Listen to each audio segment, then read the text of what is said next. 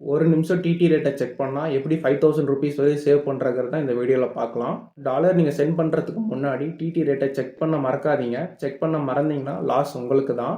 அதை எப்படி செக் பண்ணணும்னா எஸ்பிஐயோட ஃபாரெக்ஸ் பேஜ்னு ஒன்று இருக்கும். அந்த பேஜில் போனீங்கன்னா டிடி செல்லிங் ரேட்டுன்னு இருக்கும். அப்படியே வந்து bank of Baroda and ICICI bank இந்த 3 பேங்க் மட்டும்தான் காம்படிட்டிவ் ரேட்ஸ்லாம் தராங்க. அது நமக்கு வந்து கன்வீனியண்ட்டாக இருக்குது பே பண்ணுறதுக்கு. இந்த 3 பேங்க்குமே செக் பண்ணுங்கள். அதில் எது உங்களுக்கு கன்வீனியண்ட்டாக அண்ட் அமௌண்ட் லோவாக இருக்கோ அதில் வந்து நீங்கள் பே பண்ணுங்கள். ஸோ இப்போ நீங்கள் கூகுளில் வந்து உங்களோட டாலர் டு ஐஎன்ஆர் வந்து ஒரு ₹88 இருக்குன்னா, ஆனால் அதை பேங்க்கில் செக் பண்ணும்போது நமக்கு வந்து ₹1.6 டிஃப்ரென்ஸ் இருக்கும். நான் ஒரு அப்ராக்சிமேட்டாக சொல்கிறேன், அது கன்ஃபார்ம்லாம் கிடையாது. ஒரு ₹89.6 இருக்குன்னு வச்சுக்கோங்களேன்.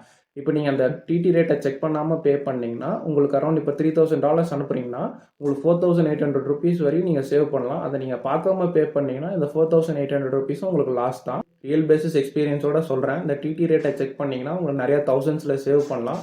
ஸோ அது உங்களுக்கு ப்ராஃபிட்டபுளாக இருக்கும். ஸோ அதை செக் பண்ணி பே பண்ணுங்கள்.